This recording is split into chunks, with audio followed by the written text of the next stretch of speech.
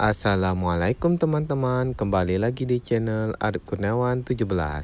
Nah, kali ini saya akan memberikan pakan kepada Varanus kipan saya. Nah, simak videonya ya. Nah, sebelum menonton jangan lupa like, komen, dan subscribe ya. Dan jika teman-teman punya kendala terhadap hewan-hewan teman-teman semua atau punya masalah dalam pemeliharanya, bisa isi di kolom komentar ya. Dan jika saya bisa jawab, pasti saya akan jawab. Oke? Nah, simak videonya. Terima kasih.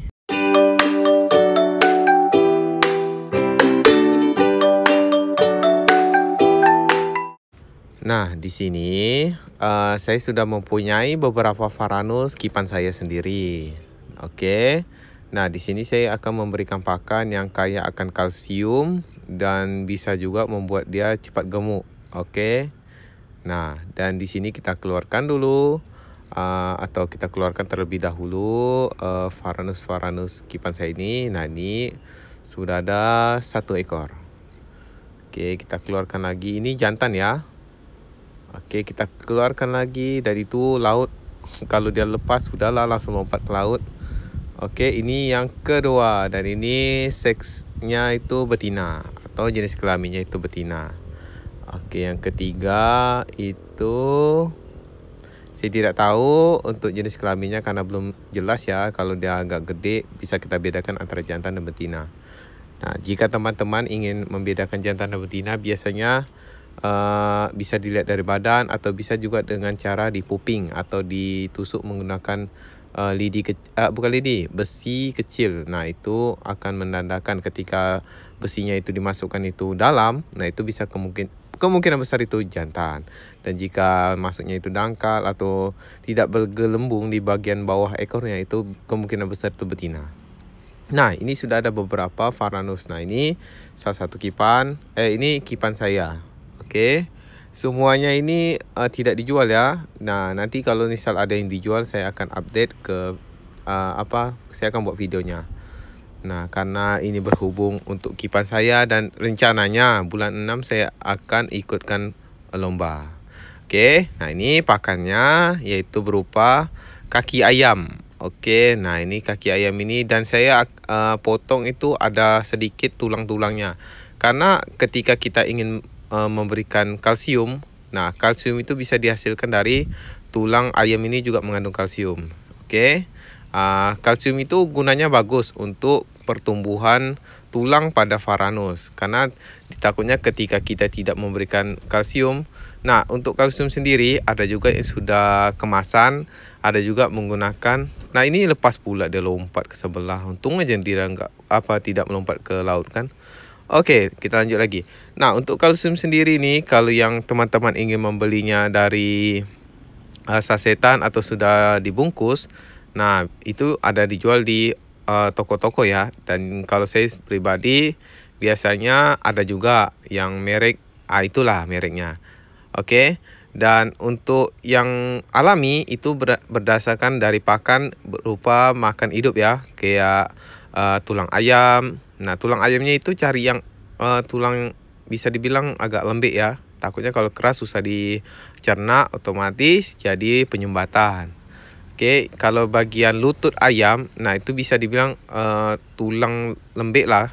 Bisa kalau di anggota tubuh manusia itu kayak tulang hidung, jadi tulang lunak. Nah, itu bisa diberikan kepada Varanus kita atau berikan ke ular pun bisa. Oke. Nah, kalsium yang bagus itu pertama tulang sotong kalau untuk yang alami. Kedua yaitu dari tulang-tulang ayam yang lunak ya. Nah, itu juga mengandung kalsium. Oke, di sini saya memberikannya itu ya karena ini masih suka kaget-kagetan. Jadi kalau kita kasih sodorkan tangan langsung, biasanya dia tidak mau makan. Nah, jadi saya biasanya pakai lempar-lempar aja udah. Karena pertama tidak mau ribet. Tapi untuk penjinakan tetap kita selalu pegang ya. Jadi tergantung teman-teman juga. Kalau teman-teman memberikannya pakai jepitan itu boleh. Kalau misal kan ada juga tipikal Varanus salvator tuh yang malu makan. Nah, jika dia malu bisa menggunakan ya lempar-lempar saja. Terus ketika dia sudah adaptasinya bagus, nah bisa teman-teman menggunakan jepitan atau bisa juga menggunakan tangan. Tapi saya tidak anjurkan menggunakan tangan ya. Kadang kita menggunakan tangan langsung. Nah, si salpa ini kadang mengira tangan kita itu makanannya. Jadi lebih dianjurkan itu menggunakan jepitan. Nah, jepitan itu kan udah banyak juga di toko-toko dijual. Nah, jadi tergantung teman-teman mau menggunakan teori mana, yaitu kembali kepada pribadi teman-teman semua. Oke, kalau saya pribadi ya kayak gini. Mau dia sejinak apapun tetap saya pasti ya, karena banyak ya. Kalau saya piara satu mungkin saya kasihnya pakai sodor pakai jepitan. Nah, ini makan semua ya dan sangat lahap. Jadi kalau saya pribadi biasanya untuk pemberian pakan ini itu biasanya jadwalnya itu 3 hari sekali. Karena sesuaikan. Nah, ini untuk teman-teman semua nih. Kalau teman-teman memelihara hewan, usahakan jadwalnya itu hewan harus mengikuti teman-teman semua. Kalau teman-teman yang mengikuti hewannya, takutnya ketika teman-teman misal sibuk kerja contohnya. Jadi otomatis si hewan ini tidak kehandle. Nah, jadi otomatis si hewannya stres, kemungkinan besar bisa mati atau bisa terkena penyakit. Jadi ketika hewan harus menyesuaikan teman-teman, jadi ketika teman-teman sibuk atau lupa kasih makan, contoh jadwalnya 3 hari sekali.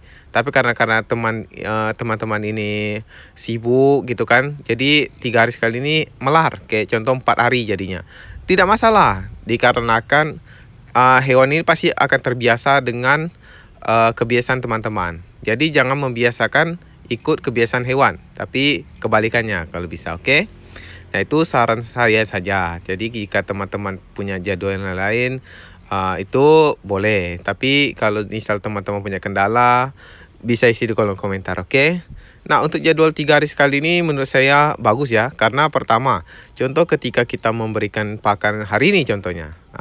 Terus besok itu biasanya udah pup, atau sudah bisa dibilang sudah keluar kotoran lah. Bisa dibilang mencerna makanannya. Jadi pas hari ketiga itu jadwal kita untuk menghandle. Bisa dibilang jadwal untuk penjinakan. Jadi ketika sudah hari penjinakan, nah besoknya itu jadwal dia makan lagi. Oke. Jadi ketika bisa dibilang 3 hari sekali itu jadwal hari pertama dia makan, kedua dia pup lah. Anggap dia mencerna makanannya dulu. Karena ketika teman-teman dia mencerna makanan, terus teman-teman menghandle, nah kemungkinan besar muntah itu pasti. Jadi kalau si salpa sudah muntah, otomatis si salpa ini akan mogok makan biasanya. Kalau tidak mogok makan, dia akan stres. Jadi kembali lagi karakter alam lagi, yaitu galak. Jadi saya anjurkan kepada teman-teman semua lebih bagus hari pertama itu dikasih makan, kedua dibiarkan saja dulu. Biar dia mencerna makanannya sampai selesai, baru pas hari ketiga hari penghandelan atau hari penjinakan. Oke? Nah, mungkin sekian saja saran dan video yang saya bisa buat untuk teman-teman semua. Mudahan bisa bermanfaat. Dan sebelum saya akhiri, jangan lupa like, comment, dan subscribe. Bantu channel ini berkembang. Dan jangan lupa juga di-share ya ke teman-temannya, agar saya juga makin semangat buat kontennya. Dan jangan lupa juga sering-sering di komen, supaya nextnya saya bisa buat konten yang menurut saya itu keperluan teman-teman. Maksudnya itu kendala teman-teman, supaya kita tetap berbagi ilmu, berbagi informasi juga. Oke, saya akhiri. Assalamualaikum warahmatullahi wabarakatuh. Terima kasih.